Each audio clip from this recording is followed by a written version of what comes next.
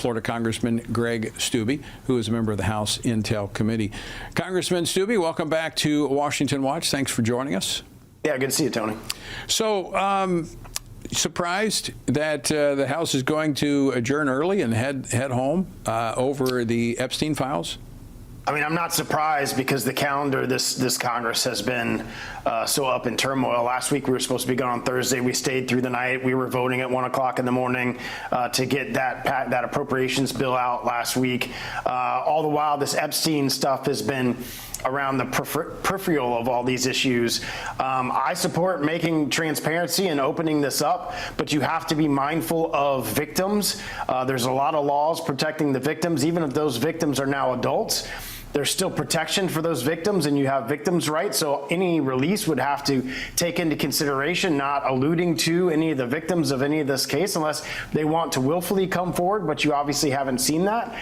So there's going to be a lot of care that's going to have to be given for the release of these files, but I support it. I don't understand why. I certainly don't want to leave and give up CRAs that we could abolish Biden-era rules from his agency. I think that's important work for the American people, and it's sad to see us get sidetracked on something like this. So let's go back. I mean, I wasn't paying a whole lot of attention to this, but I mean, it has become probably more of an issue because of the transparency issue, and there was promises that it was going to be released. Attorney General Pam Bondi originally said she had a list of names on her desk, and then all of a sudden it doesn't have a list. Can Congress, I mean, I know that we often see redacted documents released all the time. Is it not possible to release documentation with victims redacted, and we're only looking at the other facts in this case? Yeah, you can, but whatever we do in the House obviously has to go to the Senate as well. And there's other, I mean, I don't know if there's pieces of this that are classified. I don't know what the situation as it relates to that. If the bill comes to the floor to release Epstein files, I would support that. I would vote for that. And then let the Attorney General make the decision on what can legally be released and what cannot be legally released. It seems as though the admin, like she's filed a motion to unseal court records. Part of that is the challenge because you have records that have been sealed by courts. So she has to go through that process and unseal some of these records. The challenge at the House has been Democrats are filing motions and rules, amendments on previous question type bills that would then open up these rules and open up these bills for Democrat amendment on other issues. We saw that last week where they could have amended anything they wanted on all of these different things that we were trying to get done. And obviously they have a nefarious type of intent to do that. And we have Republicans that obviously support opening the Epstein files that are voting with them on these things, so it makes votes very challenging. Right. So put the Democrats aside for a moment because they're seizing on a political moment. I mean, 100%. Because if they wanted to, they had 4 years when Joe Biden had control of everything, and they could have released these documents had they wanted to. But they wouldn't release any documents. I mean, we saw the Republicans trying to get information about the laptop, Hunter Biden's laptop, all this other information that they were sitting on. But I want to ask you this question. Put the Democrats aside. What are you hearing from your constituents? Are they concerned about transparency? Do they want to see what was in there? Do they think this information should be released? Yeah, and from conservative circles, I think you're absolutely seeing that, which is why if the Massey discharge comes to the floor, I would vote yes. If there's a resolution that comes to the floor to release these files, I would vote yes. I think the American people deserve transparency, and I think that's what we in Congress should do. So I don't understand why we're not going to a vote on this, because just delaying it until September, I don't think, like you said, I don't think this issue is going away. I think we're going to be dealing with this after the August recess. Maybe there will be more information released by DOJ at that point. I assume so. We've also heard today that they're going to interview Ms. Maxwell, so there might be some information that they release from that. So all of these things will happen by the time we get back, but that's not going to change the fact that Mr. Massey's discharge petition will have cured, and he can force a vote on that by just calling it up. So let me go back. You're right. Ms. Maxwell was, there's been word now that that she will be brought to testify. Will that be open? Will that be open to the public, or is that going to be behind closed doors? So there's two things going on. You got DOJ that is going to interview her for possible criminal issues as a witness, like she's a witness to possible criminal activity. Then you have the Oversight Committee in the House that has voted to subpoena her. That could take place behind closed doors in the form of a deposition, or that could take place in an open forum. It would turn into a complete and utter circus if you had her in an open committee room.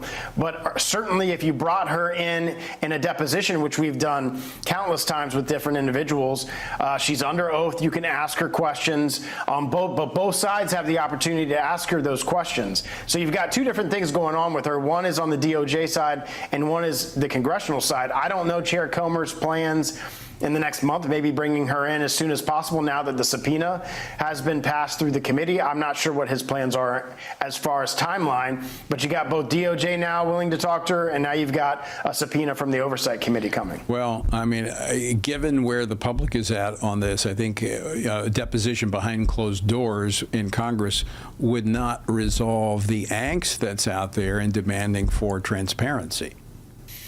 Yeah, but you could release the depo, which is just typical. You would release the deposition after the statements. The challenge with doing the open every 5-minute type hearing is that every member only has 5 minutes. Right. It's Being a lawyer circus. and putting my litigation hat on in a deposition, I can go down a line of questioning for 2 hours if I want to. I can question her for 8 hours if I want to, instead of being in a committee type environment where each member only gets 5 minutes in a shortened period of time. It's much more difficult to really dig in to certain subject matters when you have that 5-minute every member type thing. People are just trying to get on TV and get a clip. Right.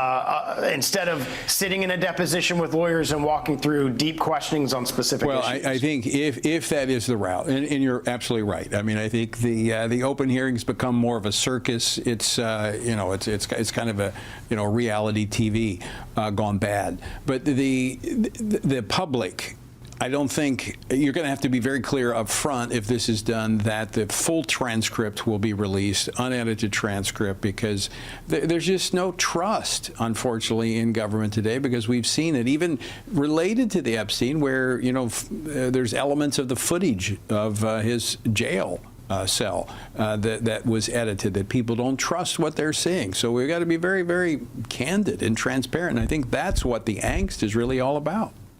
Yeah, which is why I would support making all of it of what you can legally make and disclose to the public. I don't know why that hasn't been done. Like you said, AG Bondi has talked about releasing specific items, and then those items weren't released. So you're right. The American public is pretty frustrated at this point with the administration, because they said they were going to declassify and make public a lot of this information, and it hasn't happened. So hopefully when we get back, we'll get to vote on this. I think we should just get it out of the way now and move on with the business of the House, so we can undo a lot of Biden-era administrative rules. But that's where we're at, and maybe in the next month or so, some of these depositions will occur. All right. Well, Congressman Steube, I want to move on here to something else, and that is, you talked about the business of the House. The House was already down to very few legislative days when it comes to the end of the fiscal year. I know the House has been working on appropriations with a whole week now basically cut out from next week. Highly unlikely that the House is going to be able to advance the appropriations bills in time to meet that deadline. Yeah, and then you're going to have a real challenge, because members like me voted for the last CR under the guise that this is just a short-term fix so that we have time to go through the appropriations process coming into the end of September. And now here we are coming into the end of September, where more than likely the appropriations process will not be complete, and you're going to have to do another CR. I never voted for a CR until President Trump asked us to vote for this last one to give them time to do what they need to do. We've passed 2 appropriations bills on the House floor. I don't even believe the Senate has started their process of going through the appropriations process. There's 9 more to go. There's 11 of them. So it usually takes about a week per appropriations bill, and obviously only 4 weeks left when we get back from the recess. That makes that timeline very difficult to achieve. And then we're going to be backed into a corner with the CR. And then the decision as a lawmaker is going to be, do you vote for a continuing resolution to keep funding at the same levels it's been since Nancy Pelosi, or do you vote no against a CR and shut down the government? And both of those decisions obviously have implications and ramifications to it. I don't want to see the government shut down, but at the same time, I don't think we should be continuing this level of spending that we have had, because Washington has a spending problem and we're $37 trillion in debt. So that's going to be the challenge at the end of September if we can't get these appropriations bills across the finish line. I think the argument that Russ Vought, OMB director, would say is that they can do the rescissions, which you saw you passed through the House, Senate did.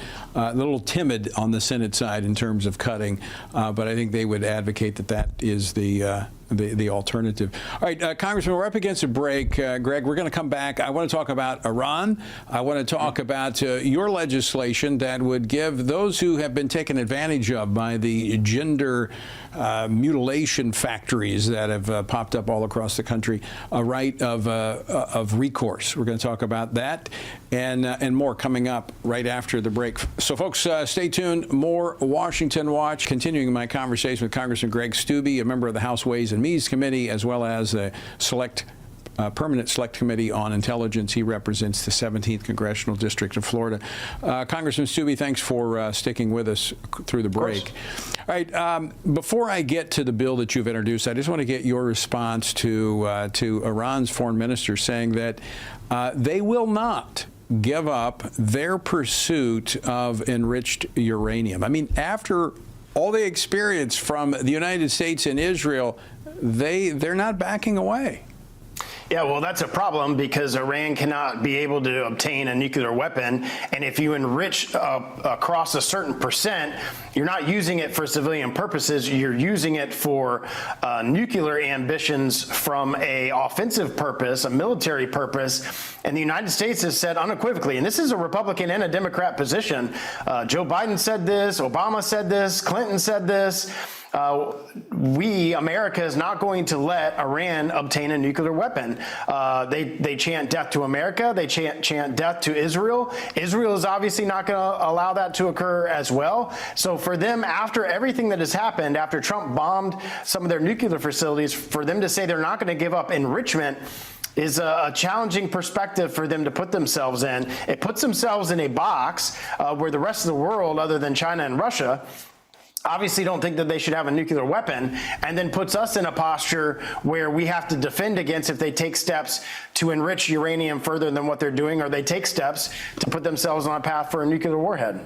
Now, they admitted that the bombing from the United States and Israel has done serious damage to their capabilities, but in their communications regarding the snapback from the JCPOA and the United Nations Security Council putting sanctions back on them, they threatened retaliation. What are they capable of doing? Well, that's a great question, and that's a question that we on the Intelligence Committee have been asking our analysts for that type of information of, okay, what has been destroyed, what hasn't been destroyed, what kind of timeline are we looking at for them to be able to recur some of these enrichment proceedings? What does that look like from a military perspective? What does that look like from a defensive perspective? I don't know if anybody knows the answers to those questions, but obviously we have intel, they have intel, the Israelis have intel, and we're going to make sure that the Israelis and ourselves are defended against any attacks if it gets to that point. But we should sanction them as much as possible. If we can cut them off economically, then you're keeping them from being able to do a lot of the things that they can do because they don't have the resources to do it. That's what was so dangerous about the Biden regime, was they opened up billions of dollars of revenue to Tehran based on a policy decision and releasing sanctions. Well, all of those should be reinstituted as much as we possibly can to cut them off economically, and they financially won't be able to do the type of things that they want to do. Well, I also think that could help facilitate a regime change as well. Regime change, new leadership, for them to realize that they're going to have to come to the table and negotiate a peace treaty that does not put them on the path for a nuclear weapon, a peace treaty that is a non-nuclear Iran, which is what the president wants, which is what Marco wants, which is what the world wants, frankly. Even other Arab nations don't want Iran to have a nuclear weapon. So if it can bring them to the table to talk truly peace, and have a peace agreement put in place that doesn't allow them to get nuclear proliferation, then that would be a great step for them, America, our allies in the Middle East, and the world. All right, Congressman Greg Steube, I want to move on to another topic. You were one of the first to address this gender ideology craziness. You did it on the House floor, and you had your Democratic colleagues come after you for addressing this issue. But earlier today, you introduced a bill addressing the medical centers that perform these so-called gender transition procedures on children. They're experimental, using drugs and irreversible surgeries, but you are giving those who are taking advantage of an opportunity to fight back, and I think it's going to send a message across America to those who are in this business. Yeah, you're going to see, if this bill passes, you're going to see hospitals refuse to do this type of procedure. You're going to see medical professionals refuse to do any type of gender mutilation that has been going on in our country. I mean, think if you're one of these minors that was talked into doing something like this, an irreversible physical surgery, and then you become 18 and you become an adult and you realize that you made a mistake and your parents who authorized this decision for you made a mistake and it's irreversible, you can't go back. So what our bill would do, myself and Senator Hawley, is allow for you to have a civil cause of action, a private right of cause of action against the doctors, the physicians, the hospitals, the health networks that allowed this to occur. You will see the behavior change very, very quickly if hospitals believe that they're going to be held civilly liable for doing these type of things, because Lord knows what a jury would award if a minor was convinced to do this type of surgery and it is irreversible. So I think you would see the behavior change. You already alluded to the fact that some of these hospitals are already changing their policy. I think a lot of that is because President Trump is in the White House. There's different leadership in HHS and our health agencies. There's different leadership in Congress. So the direction of the country obviously does not support this, unlike the Biden administration, and is going back to, frankly, things that are much more reasonable than allowing our minors to do these type of procedures. Yeah, I mean, and I've been talking with trial lawyers. I think they'll be all over this when this, if this passes. Very quickly, got about a minute left. You did another bill yesterday, Restoring Biological Truth to the Workplace Act. This would affect actually a pastor in Baton Rouge, bivocational pastor, fired from the local library for refusing to use preferred pronouns. Your legislation would address that. I got about 45 seconds. Yeah, and we've seen this in the education realm where teachers are, because of their faith and their biblical values, refuse to refer to a young boy as a she, and all of these different issues that the far left has taken us to this. So this bill would address these issues in moving forward, and I really hope that the House can move on these two different pieces of legislation and we can send them to the Senate. Well, we'll put them up on our website and encourage people to weigh in on it. As always, Greg, appreciate your leadership on these important issues. Anytime. Good to see you. All right, Congressman Greg Steube of Florida.